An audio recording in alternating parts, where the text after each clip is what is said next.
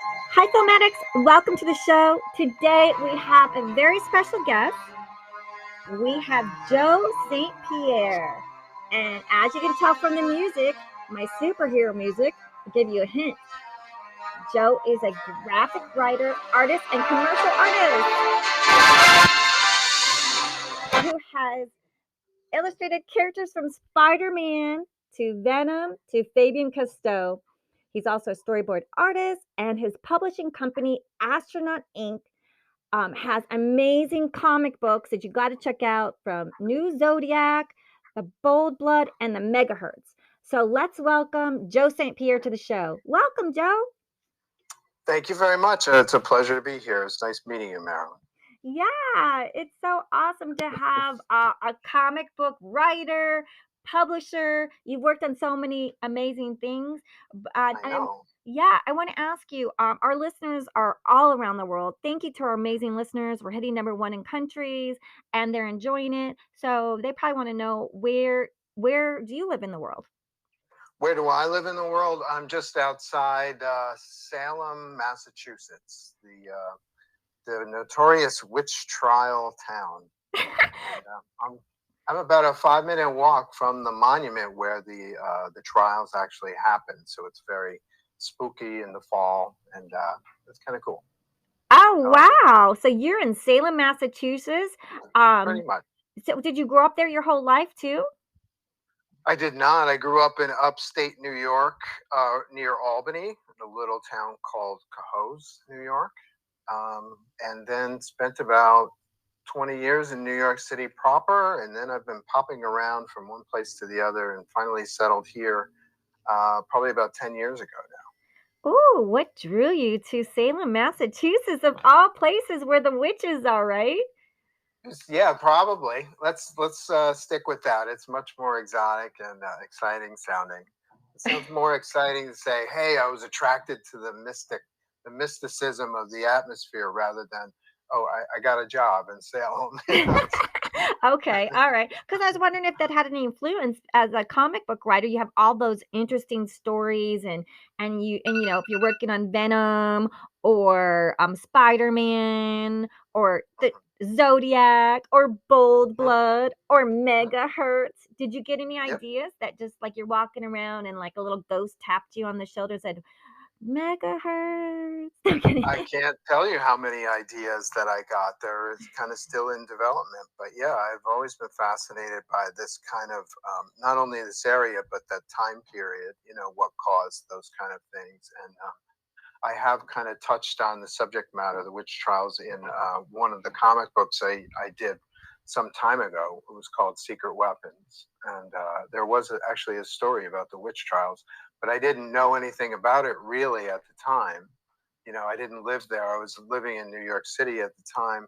And now, since I've been here, I've actually been to the libraries and done even more research. So I have quite a bit of, kind of minutia about, the processes and what caused the hysterics and stuff like that. The political machinations, is that a word? That was happening that kind of were that were colored by this kind of religious mystic kind of stuff. So It's kind of sad, right? Like, you could get rid of your enemies and like, oh, I want to own their house. Which, yeah, you know what I yeah, mean? Like, it's awful. exactly, It's really awful, exactly, right? Yeah. exactly, and how relevant it is today too. To accuse your enemy of something in order to acquire their property or their power or whatever. It's 100% relevant today, don't you think? Yeah, so let's make a superhero that protects those people that are good from the bad people. Oh, wait, you write superheroes, and even I write superheroes too for my kids podcast, Enchanting Book Oh, Readings. cool. Yeah, if anyone wants to check it out. Maybe we'll have to talk about that. Maybe you can help me draw some and publish some Sure, and work together. sure, sure. Ow! That's what I do for a living. Oh, Yep. cool. We'll have to talk to that. So you can hear it first right here. But I have a question because, like, if okay, so you're in Salem. I have to ask you. I mean, because everyone's gonna say, "Ask the question, Marilyn. Ask the question." Have you run into any ghosts or anything, or seen anything? I have not. No, not in my entire life. But I talk to a lot of people who have, who have, their legs tugged at night and things like that. But I have not had the experience. I'm totally open to it. I think it's possible. I have a character in the new ZODIAX that focuses on that exact subject matter. She's a ghost buster kind of character. So I've always been fascinated by that too. And but I've not had the experience personally. Have you? Well, I live in Hollywood, West Hollywood, and Yes. some of the hotels, like yes, the Roosevelt Hotel, absolutely Roosevelt Hotel in Hollywood. I was a bartender, and the beer, the beer tap that you have to pull for it to come on, Hmm. like it would just Hmm. come on by itself, and like it, you would have to pull it forward because like you just moved it a little bit, no beer comes out, but like Oh, no kidding. so it was actually moved, and but the people that work there, the late night crew, there's people that they say the people that stay in the hotel hear the bugle horn, and it's from that actor. Hmm. Forgive me his name, but like some handsome actor, like one of those black and white actors. They would hear Hmm. his horn, and then the kitchen staff things would come on and move. Like the burners would be on, and so a lot of people would quit. Oh, I Yeah, love that. yeah, and then, there's a I think it's one of the guys that do karate. He was staying at the Sunset Hotel. I think they changed the name, but like the Sunset Hotel on Sunset, a famous one, Art Deco. He was in the Okay. room. It's the guy famous for action movies. One of those guys. Recent a No, recent back guy. like in 80s. Oh, back in the 80s, I like a think Bruce Willis or an Arnold or somebody no, like no, that. like I think they actually are karate guys, like Oh, okay. yeah, Jean-Claude Van Damme. yeah, like one of those, like a Claude Okay. Van Damme. I'm not sure if it was Claude Van Damme or yeah, I think we're allowed to say it, but he was in his hotel room and there was a ghost in there. He saw it in the mirror. He Oh, ran downstairs love in it. pajamas and he didn't even go back up and Hmm. said, "See you later," and he checked out and didn't go back up to get Hmm. his things. And then I have to tell you one more because we're on the ghost Okay. stuff. Okay, I'll tell you one more, and then we're gonna be talking about you and all your fabulous Spider-Man art penciling. Oh my gosh! I was at a commercial audition at the Gower Studios, and I guess it's an Hmm. older. It's up the street from Paramount Studios on Gower and Sunset, and we're Okay. waiting to go. All the actors are waiting, and there was the front desk people, the security guys, and they say at nighttime on the monitors they see ghosts walking around. No kidding. I Y love it. I love it. Yeah, yeah, so there's, I like love it. yeah, there's we have got the Queen Mary here, we've got some spooks here, we have some and then someone said the old black and white theater on, Fairfax, that there's ghosts in Mhm. there. No The kidding. silent theater, like, a lot of the, Yes. old silent movie stars are still there on so, Yeah. yeah.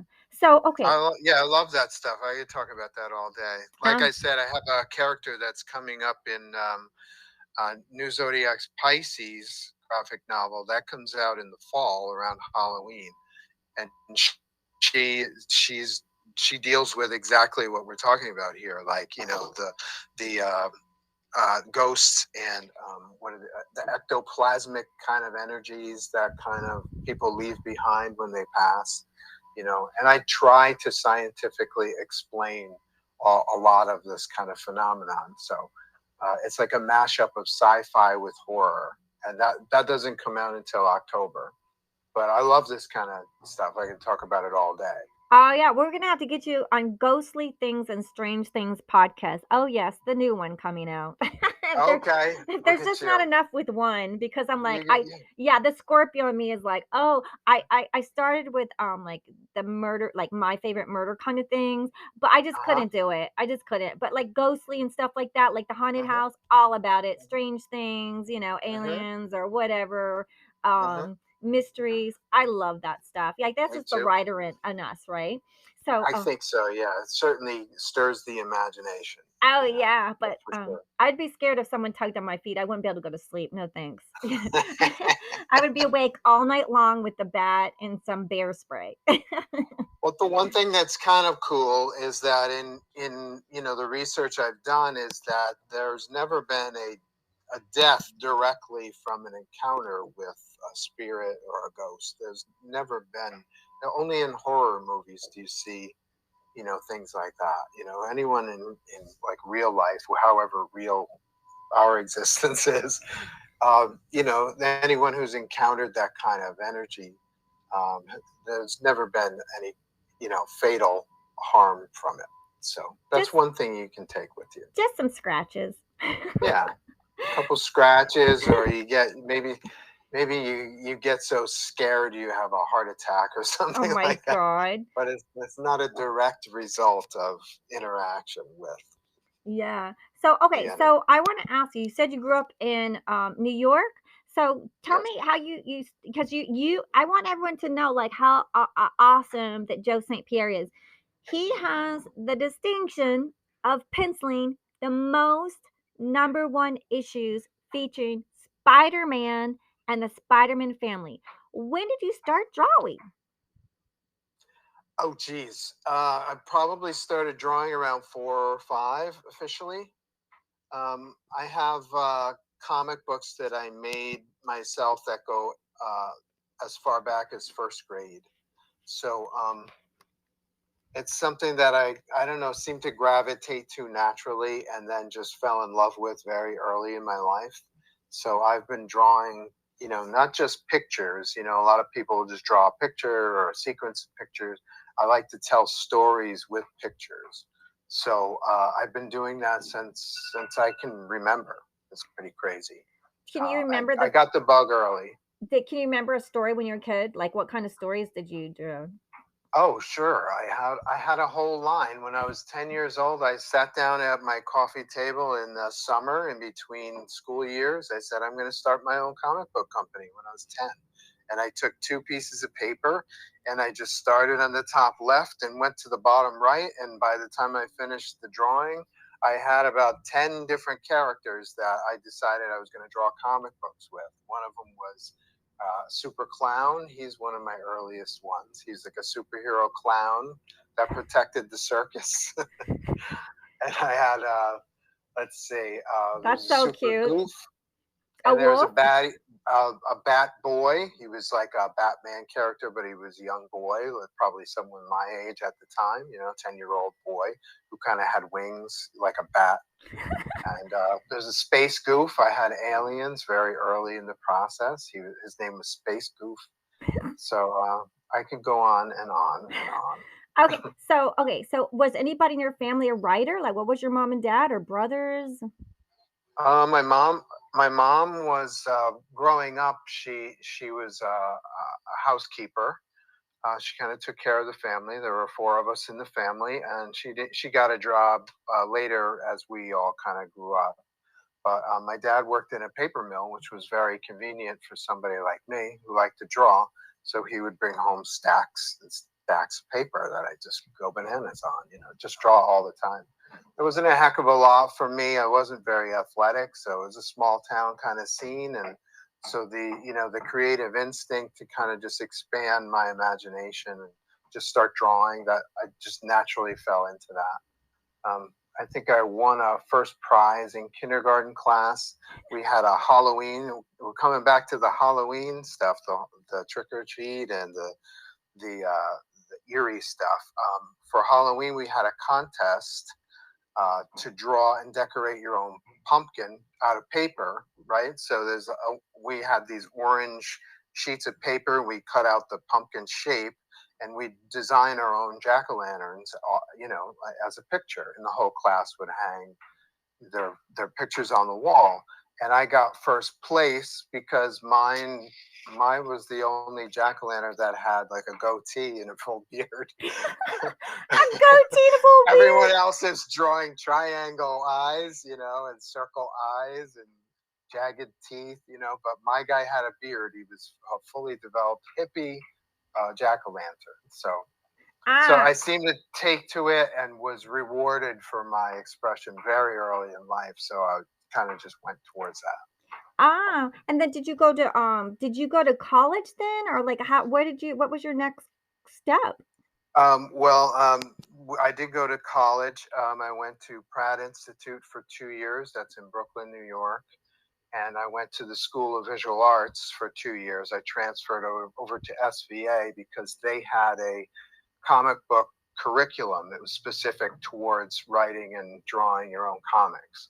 So when I was at SVA, I was taught by a very prominent historic comic book artist and creator. His name was Will Eisner. He created a series in the 50s called The Spirit, which is like, a historic series. He revolutionized the way to tell stories with pictures. So he was my teacher for a year, and I learned a heck of a lot from him. He was really inspirational to listen to. Oh, Great. wow. So your teacher was what was it, Will Eisner? Will Eisner was his name. Yeah. And he Yep. created The Spirit. What was The Spirit about? I think I just saw old black and white film of that. Yes, there was one. Another comic book artist, Frank Miller, adapted the Spirit property for movies, and that came out maybe 10 years ago now. I forget, but yeah, you have a good memory. So the Spirit was basically a detective who kind of, I guess his story is that he was somehow killed by the mob or something like that, and somehow came back to life. And when he came back to life, he wore a mask all the time. He was basically a suit and tie with a hat, but he had a mask, like a domino mask, that was distinctive. And he kind of helped the cops, solve these kind of exotic crimes. Kind of like, how Dick Tracy had like these kind of odd or unique villains. The Spirit had like a rogues gallery of villains like that too. They were kind of they were unique. They weren't just regular characters. Oh, I And then, love so it. Will Eisner just revolutionized the way to tell a story with pictures. He brought a lot of visual devices and page designs that really kind of revolutionized the field. Yeah. Not That many people even today use those techniques, even though they're 50 or 60 years old now. that's an amazing chance because I think it's really Yeah. beautiful when you meet someone that can be your mentor or your teacher that has Yeah. all this master craftsmanship Yeah. and are just can share it with someone and groom someone else to bloom and nurture them. That's beautiful. Yeah. I equate it with like the equivalent of having Jimi Hendrix as a guitar teacher. You know what I mean? That kind of thing. It's like Jimi Hendrix brought things to uh, record recording that people still struggle to duplicate today. So Eisner was like the comic book equivalent of Jimi Hendrix to me. That's the comparison I always make. Yeah, And he's great. can you tell us anything about him? Do you have any funny stories?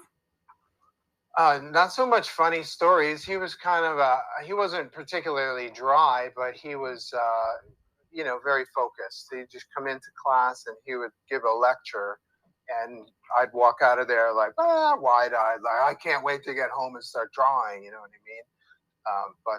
Yeah, I don't recall a specific Oh. like funny thing that he did. It was a while ago too. My memory's not as great as it should be.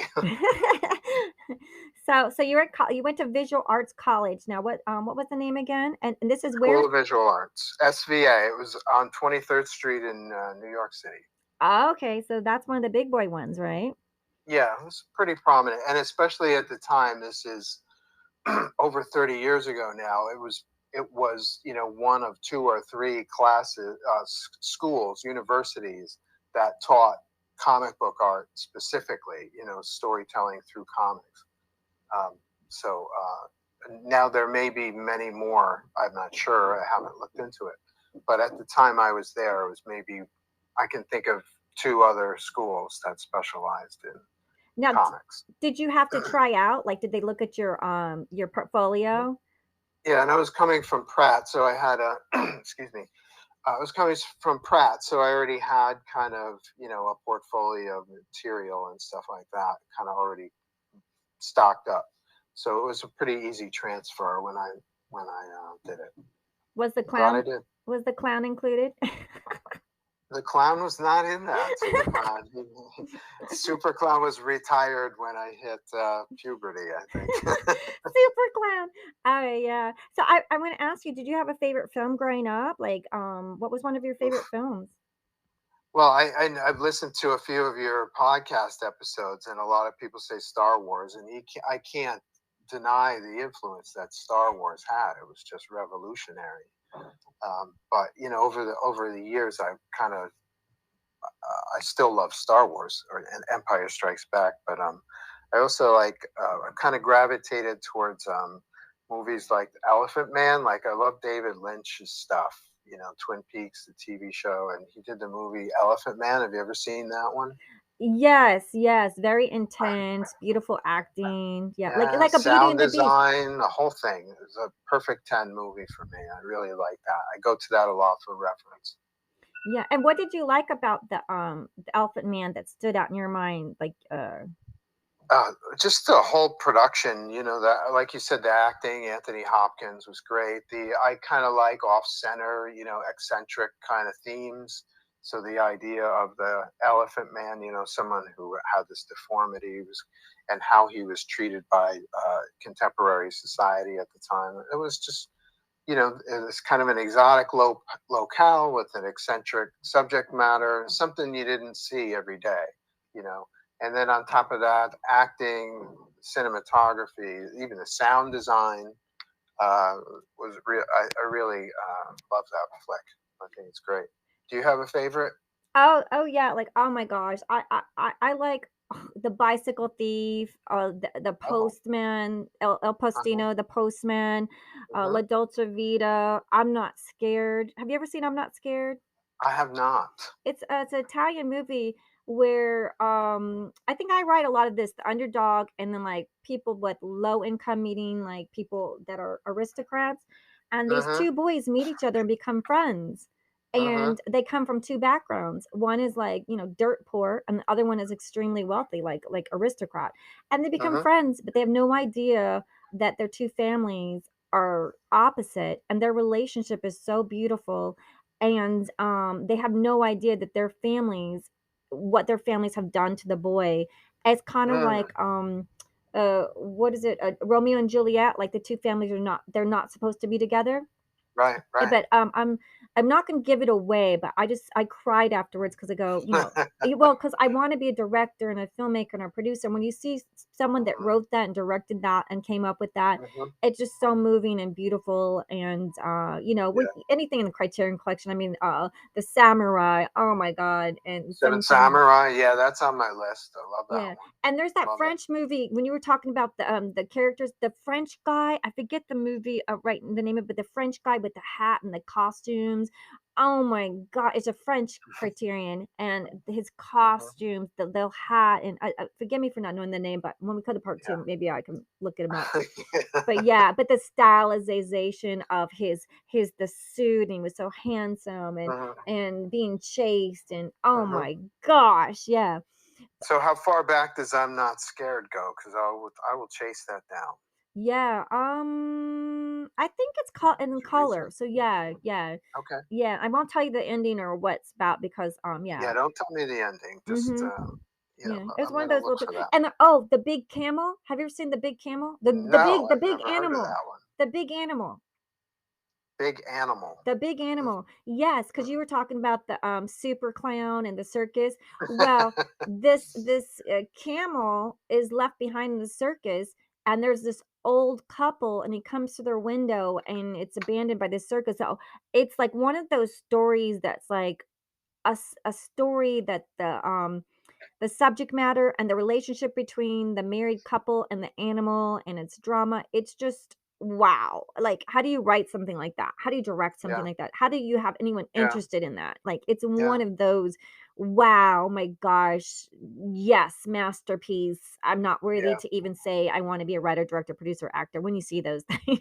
yeah, yeah. It's intimidating, right? When you see something that's so good, it's like that with art as well. Like I see an artist or read a story that's so impressive that it's like, oh, I don't feel like I could do this anymore sometimes. But Yeah, but But we have our niches, like my niche is definitely children's, I've been entertaining kids, knock on wood, thank you everyone. It's the top 1% global kids podcast, Enchanting book readings. So you find your forte, you find what you're good at. You find that like my little Elmo, little kids are going, you sound like Elmo. I go, I'll take that. I'll take that. He's a world icon. Yes, thank you. Yeah, the little boy goes, you sound kind of like Elmo. And I'm like, oh, you're the best. I love you. Yes, that's such a compliment. I was going to say, if you weren't already doing voice work like that, I would say run to the nearest animation studio because your voice is perfect for it. Oh, thanks, thanks. Well, the kids are giving me love on the channel, like our audience is giving us love here, Yeah. and so I'm gonna ask a little bit, and I want our audience because we're gonna do a two-parter, maybe even a three-parter with Joe St.Pierre because I mean, they're gonna be like, get to the Spider-Man, just get to the Spider-Man. We Yeah, want to we're not talk even about the at Spider-Man. Spider-Man yet. We're What the not even heck? at Spider-Man. We're not even how like you even started working for Marvel. Like we've got so much. We haven't even got to your comic books, the Zodiac and Bold Blood or Megahertz. We've got so much to talk about. But maybe we can get in like because you are natural director and writer because when you storyboard out you got director. So I'm gonna ask you who's one of your favorite directors? You can include many because we love directors and we have directors on this show. We have awesome the bomb directors on this show. We're so happy to have them, right? Yeah, yeah. Well, for expedience sake, because we're running short on time, let's stick with Lynch. I just love what he does. I really do, and I have an affinity for writer directors because their vision feels more clear a lot of time. So Coppola. Whoops, are you okay? Oh yeah. Okay.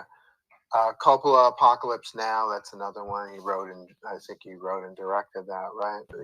It's just outstanding stuff. Apocalypse Now. I didn't know that he wrote on that. Wait, I'm no, pretty sure he did. I could be wrong, but I'm oh pretty sure no, he no, was at no. least involved. Yeah, Francis Ford Coppola because you were talking David Yes. Lynch because I'm Yeah, I said Coppola. I might have mumbled that in between my thoughts, but I did say Coppola, or I thought I did. okay because I was like, wait, we're at David Lynch. Wait, do you Yeah. have any favorite moving shots that you love that you want to tell us? Moving shots. Moving directing shots. Yeah, Oh, that's a good idea. What a yeah. great question. Because you storyboard, so I'm wondering if like there's any favorite shots because when you storyboard, you have to do the close-ups and you have to do Yeah. like when do you decide on a close-up and when do you decide on a wide shot, right? Like you're a Well, director. there's a great sequence that comes to mind in Silence of the Lambs where they intercut the FBI. They thought they had Buffalo Bill, and they intercut the scene where Clarice Starling is investigating what seems like a minor lead in the story, and the FBI are going full bore with all their guns drawn. They think they found Buffalo Bill's location, and so they're intercutting the scene where the FBI is heading for this one location, and Clarice is knocking on the door of this like little residential house, and it ends up the whole thing gets flipped that Clarice is at Buffalo Bill's house, and the FBI have kind of raided an empty location. Do you remember that scene? Oh yeah, that's a flip. It's called a flip cut, right? Oh, is that what it's called? I don't Oh, know. I didn't know there was a oh specific no. term Oh, for that, well but maybe that we'll for name me it that that. was yeah, that was revolutionary storytelling to me. Like it totally had me, totally, had my heart up in my throat when that kind of concluded. I thought that was great. Oh. Great stuff. Oh yeah, we'll talk more directors. So everyone come back to part 2 with Joe St. Pierre because we want to get to how he started working with Marvel and penciling and Spider-Man. We have so much to talk about. So coming back, Joe St. Pierre, and you might want to check out his publishing company, Astronaut Ink, for his smashing best sold out, right? Zodiac was sold out, right? Yes, we've got multiple printings that are sold out, and I'm relaunching the series now on a Kickstarter. Oh, yeah. So maybe girls, if you like Girls Guide to Investing, go there because we're going to put the show on there as well. Okay, so come back for part 2 with Joe St. Pierre. We're having so much fun. We're not going to let him go, right, Joe? Okay, whatever you say. All right, so everyone, thanks for listening and coming back for part 2 with Joe St. Pierre.